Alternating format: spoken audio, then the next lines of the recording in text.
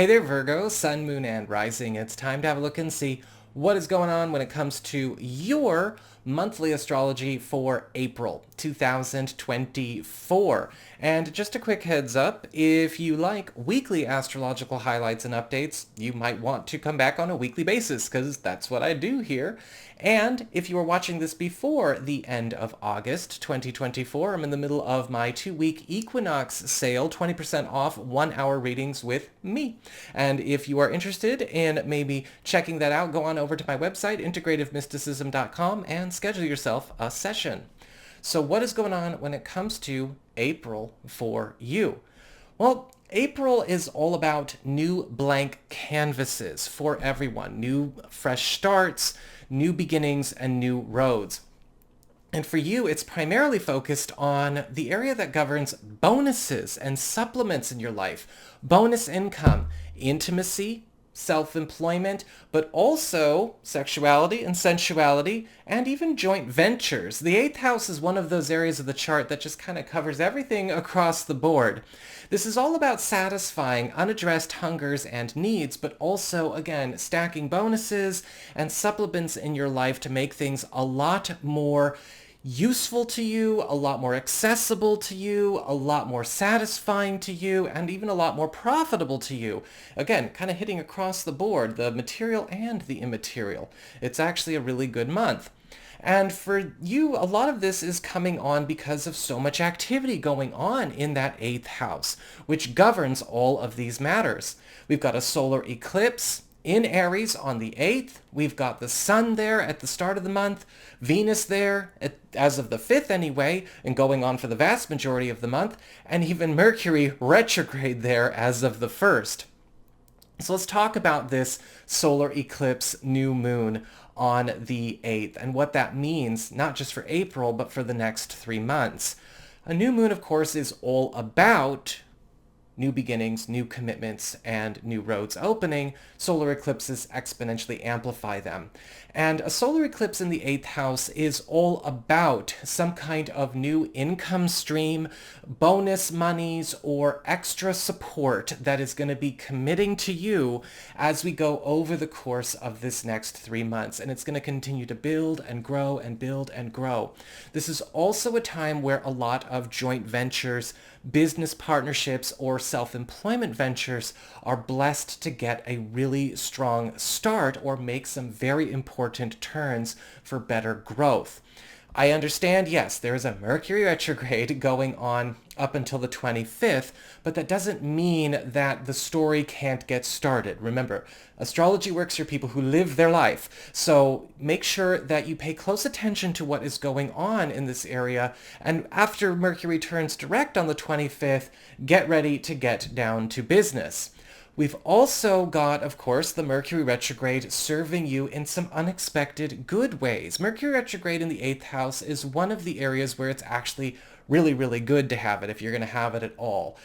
So it's really you and the Gemini people that are coming out ahead with this one. Because Mercury retrograde in the 8th house is all about retrievals and returns, getting things back to yourself that you've been doing without. Now, this could be returns of old money, old resources, old opportunities, things that maybe were either blocked from coming to you, taken from you, or siphoned from you in some way, drained. This is also a time where a lot of you are getting a chance to, with that Mercury retrograde, reconnect with old sources of money that maybe you had to distance yourself from, or maybe were distanced from you in some way, or never really got to be fully realized or come off the ground. Old opportunities in the form of projects or bonuses, old credit, it doesn't matter. Mercury retrograde is really doing you a solid here. The Sun, of course, is going to be bringing a lot of supportive attention your way for any of these matters that you're looking to, right, get made solid. And Venus in your 8th house, while of course, yes, turning you into a bit of a magnet for new financial opportunities, is actually doing more work on the romantic side of things for you and the more intimate side of things, because Venus in the 8th house is all about bringing in new ways to explore your own sexuality, your own sensuality, bring more loving attention from romantic partners and romantic interests, and also do a bit of fantasy fulfillment, as well as maybe address some hungers or thirsts that have not really been addressed in recent history. So that's going to be a lot of fun for a lot of you Virgo people as well. We also have Mars in Pisces all month long, your 7th house of partnerships and closest one-on-one connections. So the boyfriend, girlfriend, BFF, business partner, husband, wife, roommate, all the people you have your closest one-on-one involvements with. And up until the 30th, Mars is going out of his way to purge and eliminate any kind of old problems or old burdens, old balls and chains, or old shadows that may have followed a partnership or have been impeding a partnership from coming together in a way that is going to be, well, life-enhancing, let's just say, for everybody involved. Now, this could be a romantic partnership, a business partnership, a close friendship, maybe a combination of all of these. You are going to find that Mars is drawing closer to you as well a lot of very powerful allies in a platonic sense and a business sense, from both camps over the course of this month, because it's all about building you the strongest core team you can have, right? A tight, strong core team at that round table of yours. Mars is also, however, going to be forcing us to face some issues maybe from the past that have been allowed to just sort of hang over a partnership, a contract agreement, or whatever relationship arrangement. And so while it can be challenging, it's time.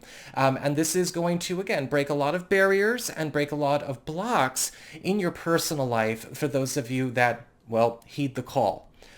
We have the Sun and Venus moving on into the sign of Taurus at the back end of the month, the Sun on the 19th and Venus on the 29th.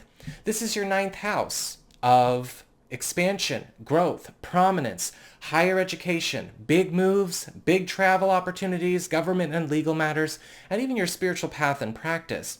And with the Sun in the 9th house, this is going to be a time where a lot of you Virgo people are going to be starting to rise up, I guess you could say, in your visibility, as well as whatever you're putting out there. This is a 15 minutes of fame kind of transit, and we have that show up every once in a while, and it only gets stronger when Venus gets in the mix. This is also a time where a lot of goals or aspirations you may have around big moves, big travel opportunities, or maybe, again, social prominence are going to have more firm roads established so that you can achieve them. And Venus in the 9th house, not only helping that, is also going to be bringing you favor in important negotiations or conversations around big contracts or big moves, big travel, or again, government or education matters that you've also been dealing with. And you may also find your romantic life as we close up the month and go on into May is going to go into a much more exotic and experimental place, both you coupled and you single Virgos. And finally, for our last aspect of the month to talk about, we've got a full moon in Scorpio on the 23rd, which is your 3rd house of communications, pacts, promises, allies, collaborations, and helpful third parties. With a full moon in the 3rd house, this is a time of elimination of a contract or some kind of agreement that has been a binding influence. This could also indicate an association that's become a binding or controlling influence in your life. This is a jailbreak moon in a very important sense. And over the course of the 2 weeks following the 23rd, you're going to be cut loose in a very good way. So if you want to take advantage of it and capitalize on it, make sure you do the work and make sure it's known to all involved that it's time for that clearing. So that is what I've got for you all. I hope you enjoyed it. If you did, don't forget to like, share, and subscribe. You know I appreciate it. And should you ever want to get a session with me, you can go on ahead to my website. It's integrativemysticism.com.